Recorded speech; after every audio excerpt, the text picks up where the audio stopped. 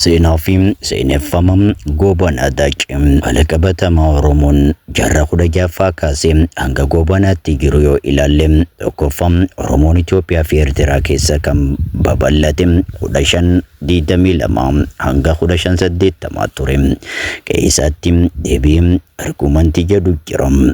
Lammaffam bal'ina lafa qabatee kanarra kan ka'e sirna gadaa irraa gara sirna moototaatti ce'e. Sadaffam mootii Gondar ta'uun asaraa dhuunfatee Atsee Bakkaafaa fi Iyyaasuu Afuraffaa amantaa garaagaraa hordofuu eegale. Shanaffam mootota bulchitoota gosaa fi ollaa isaanii mo'ataniin buluu eegale. Jahaffam mootonni Oromoo baay'een wal hin beekan quba wal hin qaban ture. Torbaffam mootota saba biroo waliin waliif galam bulchaa fi daldalaa turan. Digdaffam weerartoota Itoophiyaa alaatiin illee walii galanii jiraachuuf kan mallatteessan ture. Keessumaa maadistoota waliin wantoonni kun bu'uura seenaa baroota sanaati. Kanarraa kaanee goobanni seenaa keessatti maal fakkaata kan jedhu haa ilaallu. Bara 1865 kaasee Minilik Bagmidir irraa gara Shawaa dhufe. Mootii Shawaa ta'ee bulchuu eegale. Yogguu Shawaa dhufu mootiin Oromoota Shawaa kan yeroo sana goobana ture. Minilikis goobanaan wal bare. Goobanni mootii ta'uu dura gosa Oromoota Galaan, Gullallee, Gimbichuu fi Salaalee keessa jiran bulchuu eegale.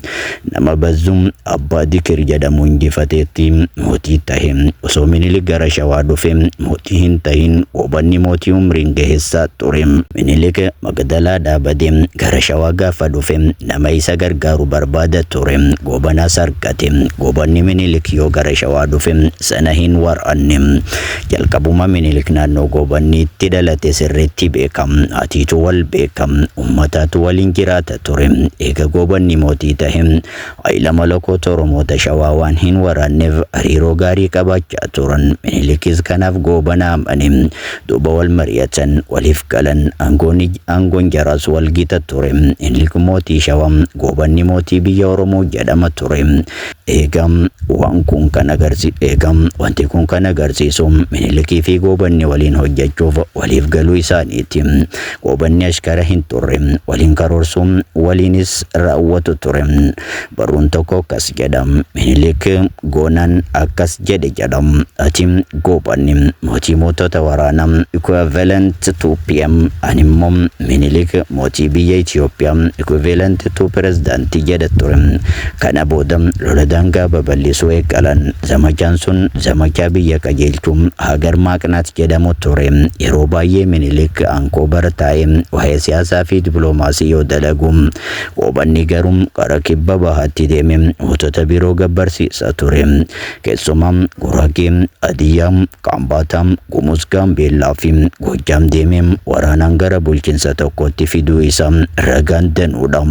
Goobanni gara lixa Maccaatti mootota Wallaggaa fi mootota naannoo Gibee ammoo kan karaa nagaa dippiloomaasii gara bulchiinsaatti fide. Mootonni kunneen mootii Kumsaa Moroodaa, Gabra Egzaabeer, mootii Abbaa Jifaar, mootii Jootee Tulluu, Moroodaa Bakaree fa'aadha. Mootonni kunneen mootota xixiqqoo naannoo sana isaan dura bulchaa turan injifachuun mootii tahan. Kanaanis sadarkaa mootii naannoo sana qabaachuun Minilikii fi goobanaaf gabbaruu filatan. Minilik haga goobanni lubbuun jiru mootii mootota Itoophiyaa hin taane. Erga goobanni du'ee booda bakka goobanaa ammoo Abta Giyoorgis Diinagdee mo'achicha filatee biyya bulchaa ture. Egaa adeemsa kana keessa goobanaan maal raawwate? Jabina akkamii qaba kan jedhu yaa ilaallu. Goobanni tokkoffam staatas maan ture. Itoophiyaa amma jirtu kana kan ijaare isaa parsantii 80 isaatu ijaare. Lammaffam Oromoo ta'eege mahadistootaa fi durbushoota biyyarraa deebise 1880tti waraana guutee diliirratti. Sadaffam Waacuum Dabatoom bulchaa sibbuu namicha mahadistii Imeer Kaliil walii galee Oromoo mahadistii jala galchuuf ture kuffise. Afuraffam waraana sombum dirrooti taasifame irratti maajistii kuffisuun duubatti deebise. Licha Oromiyaa har'a kan tikse Jootee Tulluu waliin ari'an shanaffam Oromoonni bara sana turan hundum mootiin keenya isa King of Oromo Nation jedhanii turan. Yeroo rakkatan hunda isa waammatu turan. Innis ariifatiin gargaara ture. Jaaffam Gaambeellaa waraana Ingilizootaa jalaa baasee qaama Itoophiyaa taasise. Torbaffam Beenishaangul Gumuz Durbushoota harkaa baasee qaama Itoophiyaa taatee akka haftu nama taasisedha.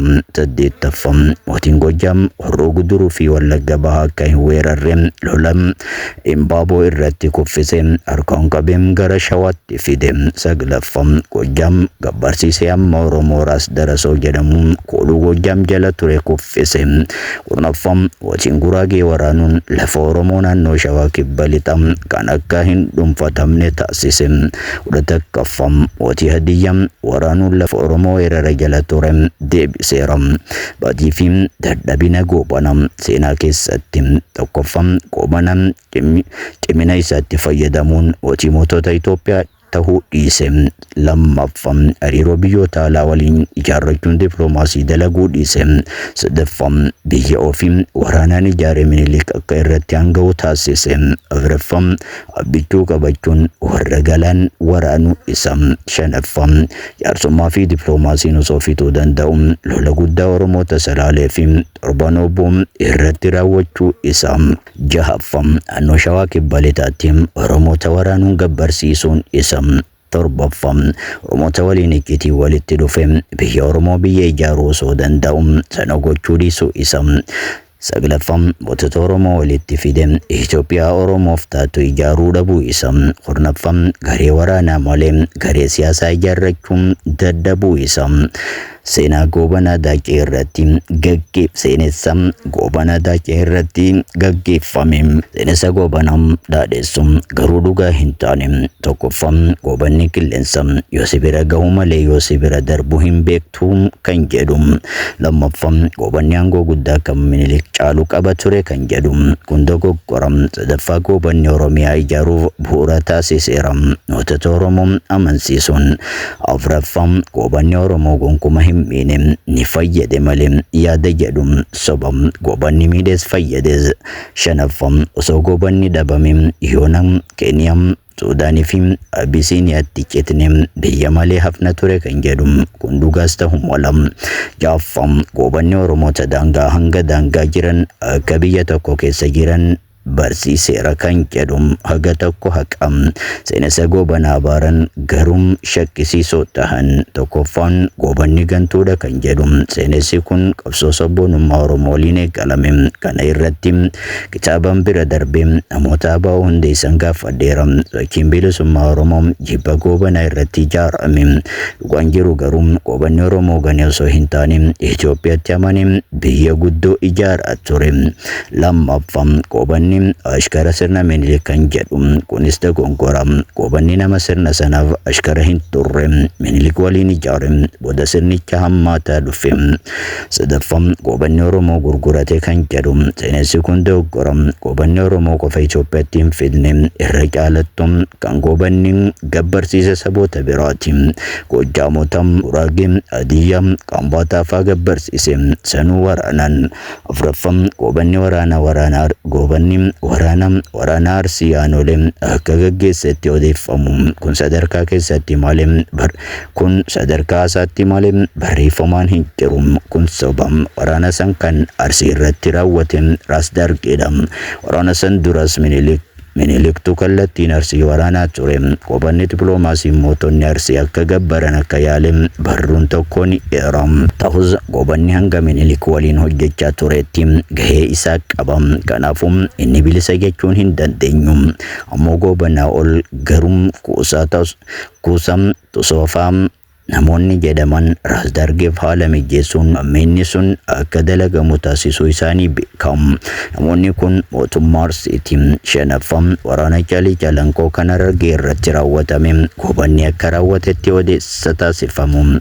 Kunis dogongoram kan Harargee fi gara bahaa weeraree Makonnin Guddisaatiin ammoo Minilikis kallattiin itti hirmaate. Inni Mir Abdallaan namicha Harar moo'ee gabarsiise Minilik mataa isaatti ammoo akkuma walitti ibse gobanni bilisa miti. Qaama bulchiinsa Minilik warra waliin biyya ijaaruun murteessan waan ta'eef gahee mataa isaa qaba. Barreeffamoota garaagaraa irratti kan dubbise gobanni waraana Minilik Dargee fi Makonnin gaggeessanitti hin gammadne kan jedhu argeera. Jaffam gobanni kooluun boonuu akka galetti odeessum kun doggoram. Babni isaa gobanni kooluu galee osoo hin taane biyya guddoo ijaara jechuun Minilik waliin walii galuu ragaaleen gar lameeniitu ni mul'isa. Sodaatee osoo hin taane itti amanee Minilik waliin dalagaa ture. 7 gobanni akka waan sabboonummaa Oromiyaan ganeetti ilaaluun kunis dogongoram. Bara sana Oromoon faffaca'ee ture. Sabboonummaa Oromoos hin turre. Sochiin sabboonummaa saboota addunyaatu 1970 gale. Gobanni garuu nuti afaan tokko dubbanna waan ta'eef biyya tokko taana jedhe kumsaaf Abbaa Jifaar amansiisuu isaa ragaaleen jiru. 8ffaa loltoonni gobana Oromoo Tuulamaa qofa keessatti kan jedhu jira. Kun offee Waaqni jebbe dogongora qofa osoo hin taane gobanatti maxxansuuf Oromoo Tuulamaa rukkachiisuuf. Sababa kanaan namoota hedduutu rukutame. Ilmaan gobanaa jechuun Oromoon Tuulamaa akka dhiibamu taasiseera. Gootonni hedduun ittiin rukutamaniiru. Badum Dachaas Taaddasa Birruun Agarii Tulluu dhiibamuu fi qabamuu duuba seenessi kun jira jedhamee amanama.